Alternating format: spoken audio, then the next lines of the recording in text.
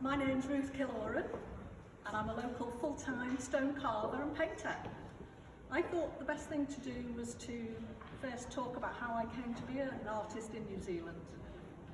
And then I'd like to describe a bit about my process and how I like to work. And then I'll finish telling you a little bit about the work that I've got here at the festival. So how come I'm here? I grew up in Liverpool. I went to the local comprehensive school. The only thing I felt any good at school was music and art. Like many children, they're told, well, that's all very nice, but you need to get a proper job when you leave school. I was lucky back then in the UK, there were grants still available, and with some persuasion, I was able to go to Liverpool Art College for 2 years. That was a time of experimenting and exploring to see where I might fit in the art world and what would be acceptable to my parents. I was fascinated by designing interiors and was able to go on and gain an honours degree in three-dimensional design at Teesside Polytechnic as it was then. So after 5 years of study, to get a job back then in the UK, I had to move down to the south and around the London area, which is what I did.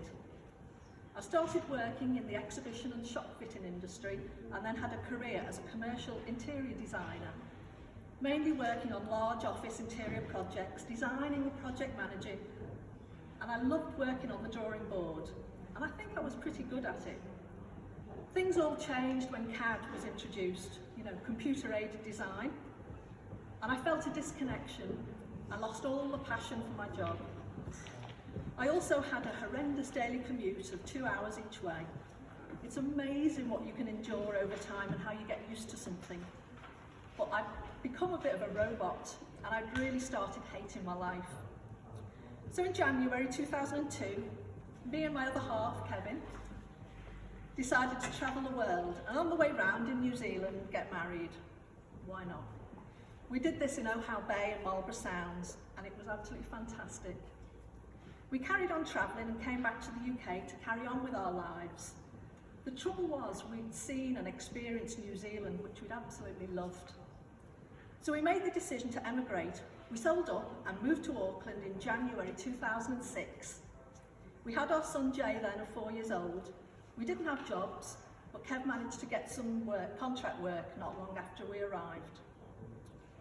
So it was while we were renting a place in Albany in Auckland, when me and Jay were out on a walk, we came across the end of a stone symposium that had been going on in a local park. And I don't think I'm exaggerating when I say it absolutely took my breath away. I'd never come across anything quite like it. I thought the sculptures there were exquisite. There was no one there. I think the artists were all celebrating they'd finished. And there were some small stone offcuts just lying on the ground. I couldn't resist picking up a couple of pieces and taking them back home with me. I didn't know then, but found out later it was Oamaru stone. I sat outside our place with a little metal nail file, the little ones you get, and I tried to carve shapes into the little bit of stone. I've still got one of the pieces that I did, which it just was amazing to me. I realised straight away that you could create shadow lines and rounded forms really easily, and I was desperate to experiment more. Anyway, we realised pretty soon Auckland wasn't the place we wanted to settle, and we came to live in Christchurch later on that year. I then got my hands on some Oamaru stone and took time out to play. I spent a bit of time with Bonsuta early on, who had a little gallery and studio in Phillipstown. Some of you might remember. She was great at introducing me to the sort of tools best to use and gave me and many others lots of encouragement. She even sold some work of mine in her gallery, which gave my confidence a huge boost. I then started doing a few local shows, stone symposiums, and selling sculptures here at the Arts Centre weekend market. That was a great way to get feedback from locals and tourists. People were also interested in buying my paintings, so it felt like things were really going well. I started selling work in galleries and I'd started regular workshops for people interested in doing their own stone carvings. Of course then the awful earthquakes hit, which turned everything upside down, literally. And like for many, it was a nightmare. That's another story maybe for another day. But I can say now we've been in our newly rebuilt house for nearly 2 years, and I've got my own small studio gallery space to welcome visitors, which feels really special. Obviously my favourite stone, if you haven't gathered, is limestone, which does differ an awful lot. It's a sedimentary rock formed about 20-30 million years ago, when the climate was much warmer and much of New Zealand was under shallow seas. Layers of shells and bones from billions of sea creatures accumulated on the sea floor. These hardened into rocks which eventually uplifted. I find this really hard to imagine the time scale. Most of the stone comes from Oamaru, the Parkside Quarry near Oamaru. This is where this photograph is taken. I've discovered working with New Zealand limestone that it seems very forgiving. There's a strength about it, but then in another way it almost feels like I can mould it like clay. I've noticed some artists see it as a bit inferior because of its relative softness. I like its unpredictable nature. I'm often surprised by what I find within the stone, like fossils and shells, and I've even found a fossilised shark's tooth. I love how, given enough time, how it can glow in certain light, and even the sound of it can change when you make hollows and scoop out areas. I was talking to Patrick Barry, who created these works here, and he said the limestone he's used from Ireland, he actually smelled the sea. I've never experienced that, but now when I'm working, I'm sniffing away. So it's hard to imagine when you look at the wonderful natural landscape all around us, weathered by wind and sea, the amount of time it's all taken to become that shape, and still it continually changes. I can't remember who it was that said, a river cuts through a rock, not because of its power, but because of its persistence. And that seems so apt to me. So I start my process and how I like to work. My favourite way to start a sculpture is without a plan. It's not always possible to do that, especially if I've got time constraints or if I've got a commission to do. And then I'll do some sketches to reassure the client. But sometimes people have given me free rein, telling me the sort of size they want, and because they like my general style of work, they've trusted me to produce something they know they're going to like. So I start by cutting the sort of size of stone I think I want. The more cuts of stone you have done at the quarry, the more expensive it is, so I try to cut what I can myself. I know some people struggle to understand I'd want to just get into it straight away without a plan, but for me it's just pure pleasure to have no idea what something is going to become.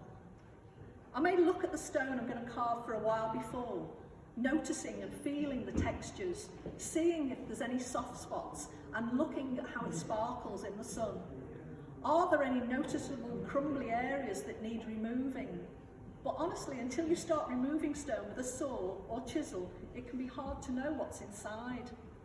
I think this is the most exciting time, that anticipation of not knowing what could be. Knowing that whatever obstacles I come up against, the stone has a beauty all of its own, and eventually, whatever, there'll be a form I know I'm going to be happy with. I sometimes wonder if inspirations have come to form my style of work from years of rock climbing in my 20s and 30s back in the UK. I'd be staring up at different cliff rock formations for hours at a time while waiting for my turn to climb. I'd always go up second, never having the confidence to lead, taking out or trying to take gear out of cracks and spending a lot of time hanging on the end of a rope. I remember it like it was yesterday, standing at the bottom of a rope belaying and looking up at how I could possibly find a way to clamber up to the top.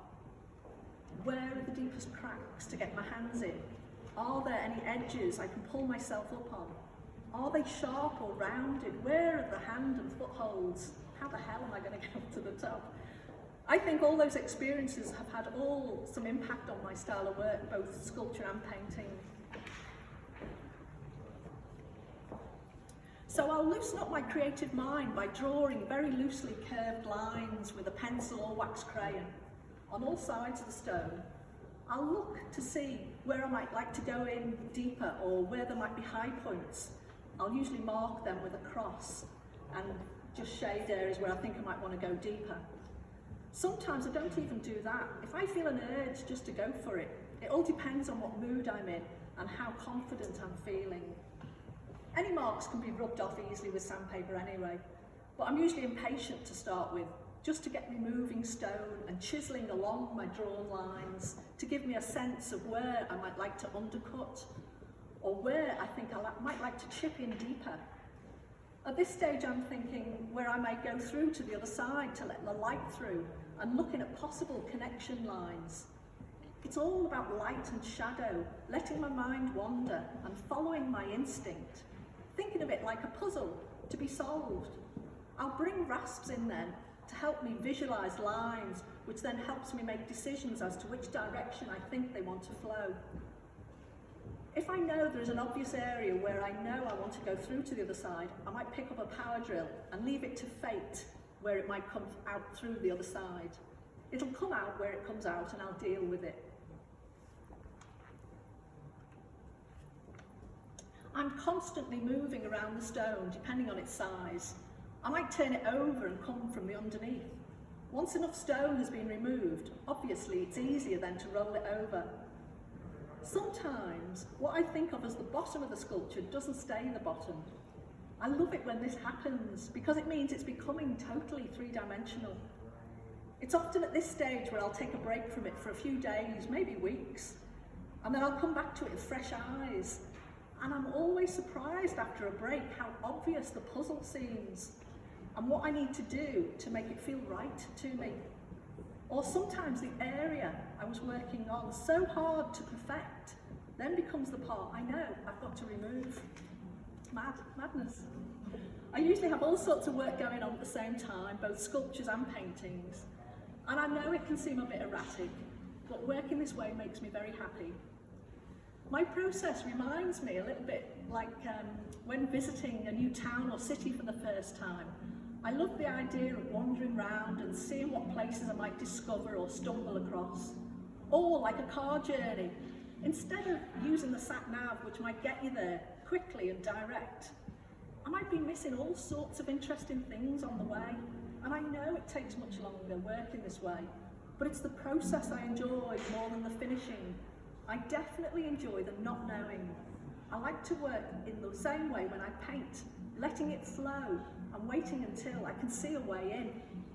My process has been described as naive progression. I couldn't agree more. I think that's where the magic is. People often ask me, yeah, but what do you do if you take off stone or stone breaks away that you hadn't intended? And I know it's a bit of a cliche, but it has to be seen as an opportunity that wasn't there before. And it's better if it had to go now than it's gone, not later when at the stage of when I'm just coming to the end. Although in saying that, that has happened to me before at the finishing stage, the sculpture became something even more interesting. And you deal with it. It becomes something you might never have considered. Obviously, if carving a bust of some kind and you accidentally chip off the nose, it either becomes a much smaller bust or a completely different sculpture. But it's not the end of the world. What you have done so far is an experience within you that can never ever be taken away. I think you must have to adapt to what happens. A bit like in life, isn't it? We don't know what's ahead. Unexpected things happen, good and bad. Opportunities arise you have never imagined. So I've learned to adapt, adjust, and make the best with what I have. The other thing I've learned from stone carving is my mind seems much happier with fewer choices. What I mean by that is when working with clay, for instance, you can easily add form as well as take away. I feel overwhelmed by those sort of choices. So with stone carving, it's so basic to me. All you're ever doing is just removing material and adapting to what's emerging.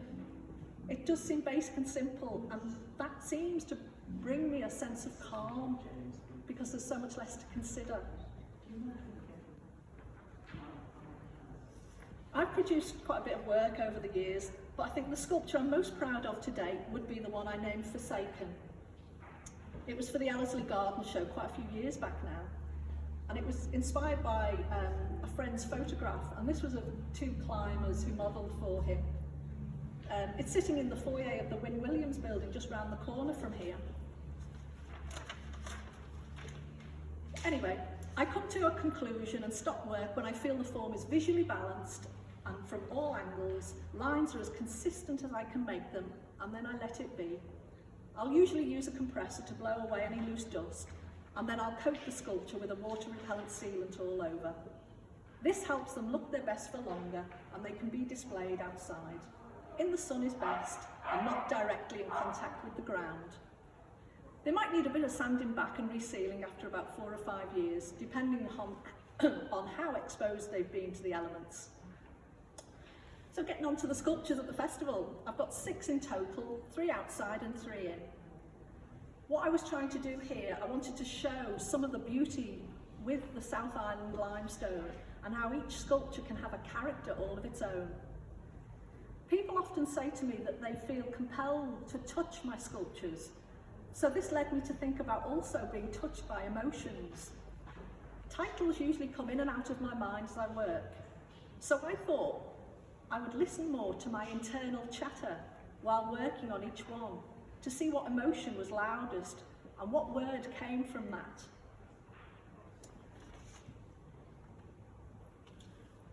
So the first one was Touched by Peace, which is carved from Oamaru limestone. Here, colliding forms are all trying to find their place and settle in peace. For some reason, it reminded me of the lyrics of Annie Lennox, "Peace is just a word. We've reached the point where no one ever wins." With all the upset in the world at the moment, my thoughts were to bring peace to the earth, we need to strive to make our own lives peaceful. The second one is Touched by Courage, carved from Waikari limestone, which is much harder to find. This was a really interesting process to me as I worked. And I made the decision early on just to take a leap of faith, and it became 3 pieces that worked together to form great depth of shadows that I could never have achieved in one piece. Here I'm thinking, courage is not the absence of fear or despair, but the strength to conquer them. The third one inside is Touched by Tranquility, which is carved from another piece of Waikari limestone, and it's a beautiful, silky piece of stone you want to touch. There's a beautiful rust-flowing sediment line that runs through the form, and the word tranquility seemed clear to me. Tranquility is the peace that comes when energies are in harmony and relationships are in balance. Outside, the first sculpture is Touched by Happiness, and this is carved from Oamaru limestone, and it's the tallest of the sculptures outside. Again, the word for happiness for this was obvious. I was trying to evoke that feeling of bubbles rising up with happiness for sometimes no apparent reason, and the symbolism at the bottom of forms trying to capture those happy moments in life before they disappear. Happiness comes when your work and words are of benefit to yourself and others, and when your spiritual needs are met by an untroubled inner life. That's something I'm working very hard on. Second outside is Touched by Wisdom. This is carved in Mount Somers limestone. I felt I could have opened this sculpture up much more, and I was going to. But I like to think wisdom came into play, that being knowledge, intuition and experience, which combined to guide my acceptance of the form as it was. It's Touched by Wisdom. And lastly, Touched by Love, carved in Mount Somers limestone. This again was a beautiful piece of stone where I was able to get a beautiful silky finish. And you'll see there's some gorgeous bits within the stone just under that top layer. An obvious title for this form of a connected adult and child's head.